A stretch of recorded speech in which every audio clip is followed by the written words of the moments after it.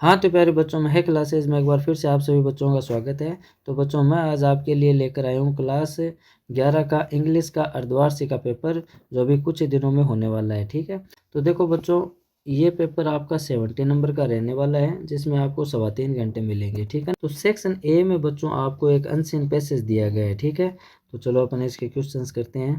तो पहला क्वेश्चन देखो,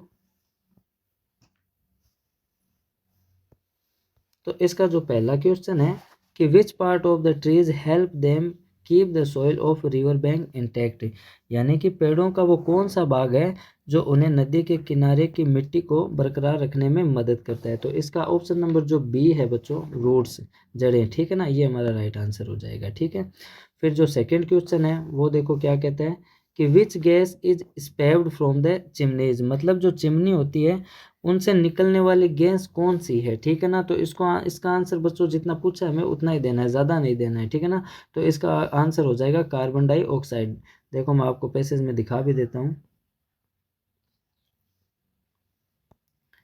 तो ये देखो कार्बन डाइऑक्साइड, यानी they also act as a sink for the carbon dioxide exhale by humans and animals and spewed from the chimneys. ठीक है ना, तो जितना पूछा हमें वही आंसर देना है। तो ठीक है, इसका कार्बन डाइऑक्साइड आंसर हो जाएगा। ठीक है, फिर इसका जो तीसरा क्वेश्चन है वो देखो कि how do forest control soil erosion, यानी वन जो है, यानी जो जंगल है, मिट्टी के कटाव को कैसे नियंत्रित करते हैं। ठीक है ना, तो इसका आंसर बच्चों यहाँ से देखो, यहाँ से। ठीक है ना, फॉरेस्ट ये जो है extensively control soil erosion and landslide. तो यहाँ तक ही उत्तर नहीं है, इसका आगे भी आंसर है। तो ये आंसर बच्चों वैसे तो एंड तक जाएगा। ठीक है ना, तो बड़ा हो जाता है, तो इसके आप मेन मेन पार्ट इसमें से मतलब लिख सकते हो। ठीक है ना, तो यहाँ से लेके ये लगभग यहाँ तक हो जाएगा। ठीक है ना, इसके मतलब कटाव शक्ति को भी वो मतलब डिक्रीज कर देता है, कम कर देता है। ठीक है, फिर आगे जो चौथा क्वेश्चन है वो देखो, how do forest prevent flood से, मतलब जो जंगल है वो बाढ़ को कैसे रोकते हैं। ठीक है ना, तो इसमें भी देखो लास्ट में दे रखा है, तो ये मतलब जो इसका जो तीसरा है लगभग चौथा भी वैसा ही होगा। ठीक है ना, फ्लड्स इन द प्लान, मतलब ये इसकी बाढ़ को कम करते हैं। ठीक है ना, तो ये इसके आगे से थोड़ा और बढ़ाकर इसमें लिखना है चौथे में। ठीक है, फिर पांचवा क्वेश्चन आपको करना है, how do forest prevent draught, मतलब जंगलों में सूखा कैसे पड़ता है। ठीक है, तो बच्चों आपको इस पैसेज को ध्यान से पढ़कर इसका आंसर आपको खुद को ढूंढना है। ठीक है, मैं आपको छठा और सातवां बता देता हूँ। ठीक है, इसमें ज़्यादातर बच्चे गलतियाँ करते हैं। ठीक है, तो जो छठा क्वेश्चन है वो क्या पूछ रहे हैं, राइट द एंटोनोम्स। ठीक है ना, हमें बताना है इंडिपेंडेंट का। ठीक है ना, तो इसका ये डिपेंडेंट हो जाएगा। ठीक है, डिपेंडेंट एंटोनोम्स। ठीक है ना, ये पैसेज में हमें दिया भी गया है, जो मैं आपको दिखा देता हूँ। ये देखो ये रहा। ठीक है, एंटोनोम्स, यानी इसका भी वही अर्थ होगा। ठीक है, फिर सातवां क्वेश्चन है, from the passage and which is similar, यानी सिमिलर वर्ड हमें पूछा किसका, स्टेडीनेस का। तो स्टेडीनेस का मतलब बच्चों स्थिरता होता है। ठीक है ना, अब स्थिरता को अपन और क्या कहते हैं। ठीक है, तो ये देखो ये पढ़ा स्टेबिलिटी। ठीक है ना, इसका भी मतलब क्या होता है, स्थिरता बनाए रखना। ठीक है, तो अब अपन आगे चलते हैं। अब दूसरा क्वेश्चन भी क्या कह रहा है, read the flowing passage carefully and answer the question. ठीक है, दूसरा भी पैसेज है, इसमें से देखकर हमें आंसर देने हैं। ठीक है, तो चलो अपन करते हैं। अब पहला क्वेश्चन देखो, हु वाज मिसिंग, मतलब कौन खो गया था। तो इसका आंसर तो बच्चों मतलब बंदर होगा। ठीक है ना, बी ऑप्शन होगा, लेकिन मैं आपको इसका उत्तर दिखा भी देता हूँ। ये देखो ये यहाँ पड़ा, मंकीज वाज आल्सो मिसिंग। ठीक है, तो इसका राइट आंसर ये हो जाएगा। फिर जो दूसरा क्वेश्चन है, what did the boy find in the morning, मतलब बच्चे को सुबह के समय क्या मिला। ठीक है, उसने क्या देखा या क्या पाया। ठीक है, तो इसका आंसर बच्चों हो जाएगा कि one night the boy really fell asleep and woke up in the morning to find his father gone, उसने ये पाया कि उसके पिताजी मतलब जा चुके हैं या फिर चले गए हैं। ठीक है, तो ये दूसरे का आंसर हो जाएगा। फिर तीसरा क्वेश्चन देखो, what did he find in the हट, उसे झोंपड़ी के अंदर मतलब क्या मिला या फिर उसने झोंपड़ी के अंदर क्या पाया। तो इसका आंसर बच्चों यहाँ पे हो जाएगा, देखो ये रहा। ही देन पीयर्ड इनटू द हेड, यानी उसने झोपड़ी के अंदर झांका, एंड फाउंड, और उसने ये पाया, द राउंड बास्केट, यानी जो गोल टोकरी है, इंटैक्ट इन इट्स कॉर्नर, वो अपने एक कोने के अंदर पड़ी हुई है। तो यहाँ तक इसका आंसर हो जाएगा तीसरे का, ठीक है। फिर जो चौथा क्वेश्चन है, how did the boy feel after finding coins, जब बच्चे को या उस लड़के को वो कॉइन्स मिले तो उसे क्या महसूस हुआ। इसका आंसर बच्चों यहाँ से हो जाएगा, he noticed on the lid of the basket, यानी उसने टोकरी के ऊपर के ढक्कन पर ध्यान दिया, सम कॉइन्स, यानी उसे कुछ सिक्के मिले, एंड फेल्ड रेदर प्लीज्ड, वो बहुत ज्यादा खुश हुआ। फिर जो पांचवा क्वेश्चन है, why did the boy feel promoted to adulthood, मतलब बच्चे ने वयस्कता में अपने आप को प्रमोटेड फील मतलब क्यों महसूस किया, या ऐसा उसे अनुभव क्यों हुआ, ठीक है ना। तो इसका आंसर बच्चों यहाँ से होगा, तो इसका आंसर बच्चों यहाँ से हो जाएगा, he felt promoted to adulthood handling so much cash, ठीक है, कि अब उसके पास मतलब वो इतने पैसों को कैसे संभालेगा, ठीक है। तो ये आंसर हो जाएगा, ठीक है। फिर जो छठा क्वेश्चन है, what would he ever since remember, तो बच्चों इसका आंसर मैं नहीं दे रहा हूँ क्योंकि पैसेज इजी है, ज़्यादा कोई हार्ड नहीं है, ठीक है ना। तो इसका आप जरूर करना, ठीक। अब जो सातवां क्वेश्चन है उसमें पूछा है ऑपोजिट वर्ड, ठीक है ना, विलोम पूछा है। तो अनहैप्पी का मतलब क्या होता है, नाखुश, उदास, ठीक है ना। तो इसका ऑपोजिट क्या हो जाएगा, मैंने एक मीनिंग आपको बताई थी, प्लीज्ड, यानी कि वो बहुत खुश हुआ, तो प्लेज्ड इसका ऑपोजिट हो जाएगा, ठीक है। फिर रिमेंबर, अब रिमेंबर का मतलब क्या होता है, याद रखना, ठीक है ना। तो इसका ऑपोजिट क्या हो जाएगा, फॉरगॉट या फॉरगेट, ठीक है ना, ये हो जाएगा। और पैसेज में भी आप इसका ज़रूर देखना क्योंकि इसका मैंने आपको अर्थ बता दिया, रिमेंबर का मतलब याद करना होता है, ठीक है। तो इसका भी आप भी ऑपोजिट ढूंढने की कोशिश करना, ठीक है। फिर आपका जो सेक्शन नंबर बी है उसमें देखो क्या है, you are survivor of a train accident, ठीक है, मतलब आप एक ट्रेन दुर्घटना से बचे हैं। तो डिस्क्राइब द इंसिडेंट, यानी उस इंसिडेंट के बारे में आपको वर्णन करना है, ठीक है, यानी 100 से 120 शब्दों में आपको एक पैराग्राफ लिखना है, ठीक है ना, उस इंसिडेंट के बारे में, ठीक है। फिर इसके अथवा में क्या दिया है, अथवा में दिया है describe the process of preparing T, यानी चाय बनाना, उस पर आपको लिखना है, डिस्क्राइब करना है, ठीक है, वर्णन करना है, ठीक है। फिर जो चौथा क्वेश्चन है, राइट एन आर्टिकल, आर्टिकल लिखना है किस पर, effect of TV on children, यानी बच्चों पर जो टीवी का प्रभाव मतलब क्या पड़ता है या क्या नहीं पड़ता है, उस पर आपको 100 से 120 शब्दों में लिखना है, ठीक है। फिर आपको अथवा में स्पीच दे रखी है, भाषण, ठीक है ना, टीचर्स डे पर, ठीक है ना, मतलब टीचर्स डे पर आपको एक स्पीच देनी है स्कूल में, ठीक है। फिर पांचवा क्वेश्चन देखो, राइट ए लेटर, लेटर लिखना है the collector of your district, यानी आपके जिले के जो कलेक्टर हैं, to ban the use of loud speaker, ठीक है ना, कि जो लाउड स्पीकर है उनके यूज पर मतलब आपको बैन करवाना है, ठीक है ना। तो उसके लिए आपको लेटर लिखना है। फिर उसके अथवा में क्या दे रखा है, you are Mansvi Kumari and a student of class 11th, you belong to general category but your father is no more, मतलब आपके पापा जी नहीं रहे हैं।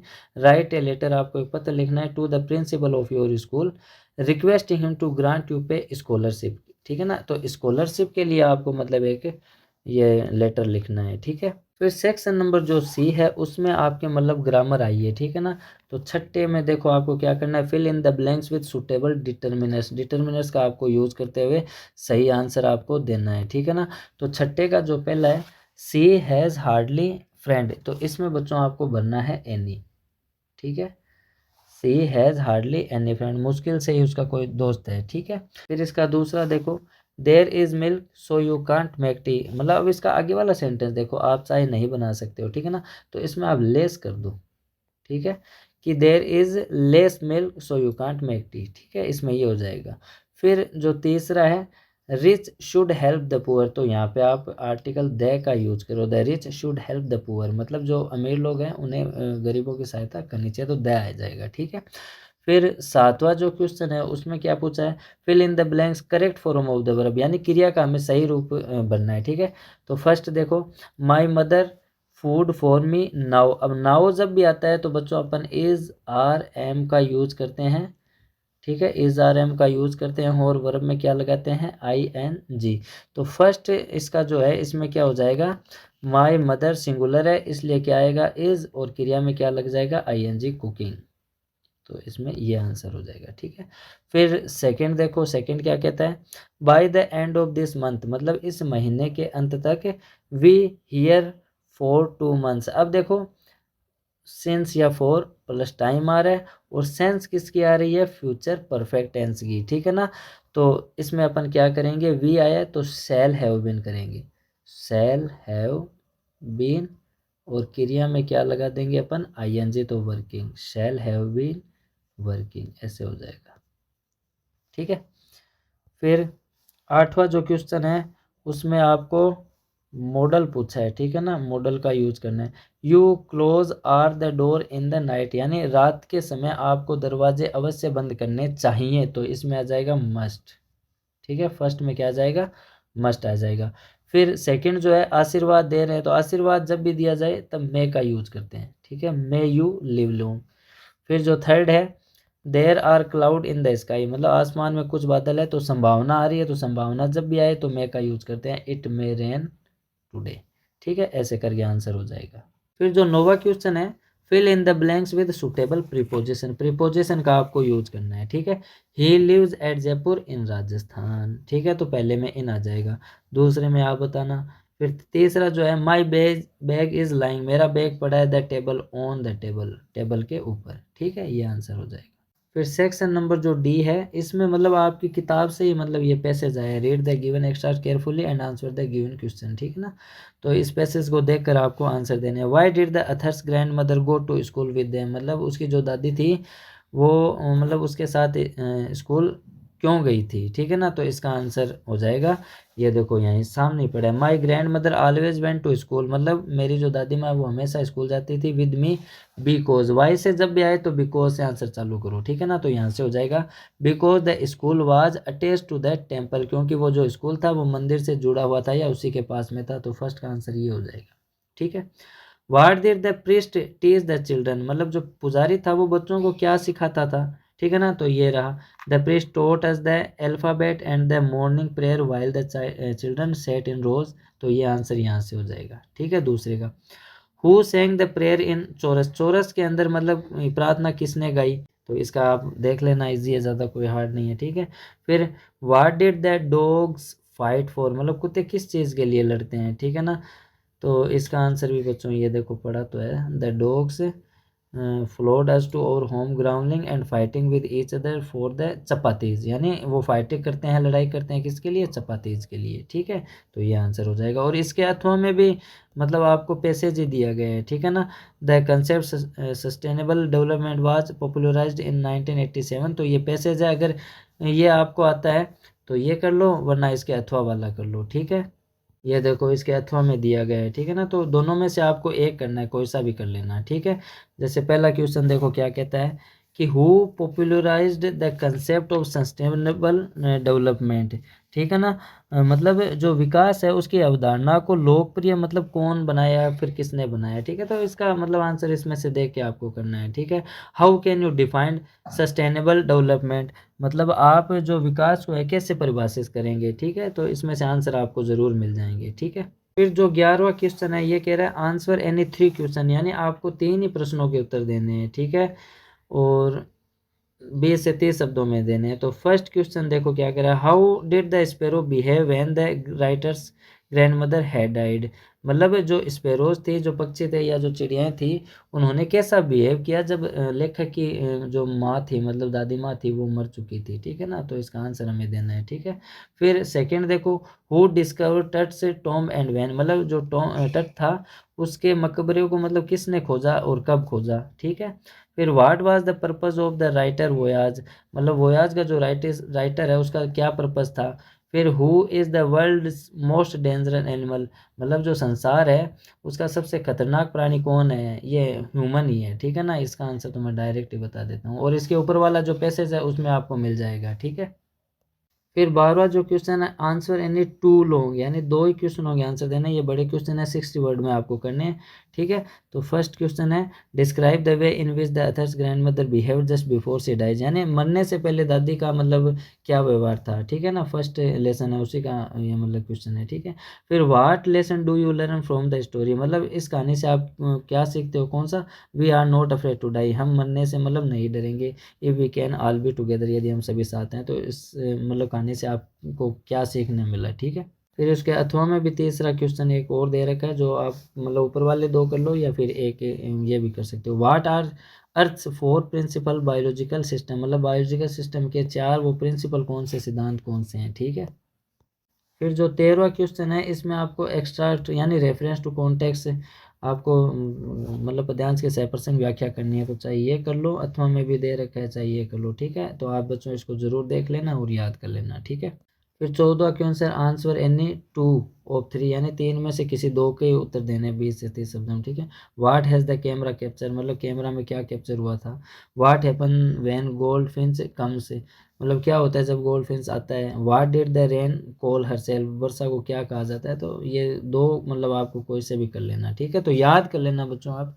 फिर 15वां क्वेश्चन है, attend attempt any one out of 2 long answer, यानी मतलब 60 शब्दों में उत्तर देना है, लेकिन 2 में से सिर्फ एक ही करना है। Justify the title of the poem the voice of the rain, और इसके अथवा में दे रखा है describe the line it is the engine of her family, ठीक है। तो दोनों में से एक का आपको आंसर देना है, ठीक है। फिर 16वें क्वेश्चन में भी आपको एक ही करना है, compare and contrast the two cousin Aram and Mourad, ठीक है, मतलब दोनों में कंपेयर करना है आरम और मुराद में, ठीक है। या फिर ये नहीं आता है तो ये कर लेना, why did the narrator of the story want to forget the address, मतलब जो कहानी का लेखक है वो उस एड्रेस को क्यों भूलना चाहता था, ठीक है। फिर जो 17 क्वेश्चन है, इसमें से आपको 3 के उत्तर देने हैं, ठीक है। Who was John Byro, John Byro कौन था। Why had he come to the narrator out house, मतलब वो नरेटर के हाउस क्यों आया था। या फिर why are Cyril and Doris shocked, मतलब साइरल और डोरिस क्यों शॉक्ड हुए थे। फिर तीसरा, what was the Garoghlanian family famous for, मतलब जो गैरो गलेनियम की जो परिवार था वो फेमस किस के लिए था। Why did the narrator visit Miss Dorling, मतलब जो नरेटर है वो मिस डोरलिंग के घर क्यों जाता है, ठीक है। फिर 18वां मतलब एमसीक्यूज आपसे पूछा है बच्चों, ठीक है ना। Answer the flowing multiple choice question below, ठीक है ना। तो ये एमसीक्यू क्वेश्चन है। तो फर्स्ट देखो, who is the cousin of Aram, Aram का कजन कौन था, तो ऑप्शन नंबर बी जो है वो राइट हो जाएगा, ठीक है, मुराद। फिर who is the spoiled son of miss Pearson, ठीक है ना, किसने बिगाड़ दिया था, किसके बेटा, वो क्या नाम था उसका, तो उसका नाम साइरल था, ठीक है, तो ये आंसर हो जाएगा। फिर जो तीसरा क्वेश्चन है, डोरिस वांट टू वियर, मतलब वो कौन से कलर के कपड़े पहनना चाहती थी, ठीक है। फिर जो चौथा क्वेश्चन है, वेयर वाज शायद wanted to go back to die, ठीक है। तो ये एमसीक्यू से क्वेश्चन है। तो बच्चों इस तरह से मतलब आपका पेपर रहने वाला है, तो आप इसकी बच्चों ज़रूर तैयारी करना, आपको बहुत ज़्यादा हेल्प मिलेंगी, ठीक है ना। अब अपन नेक्स्ट वीडियो में मिलेंगे, तब तक के लिए बाय।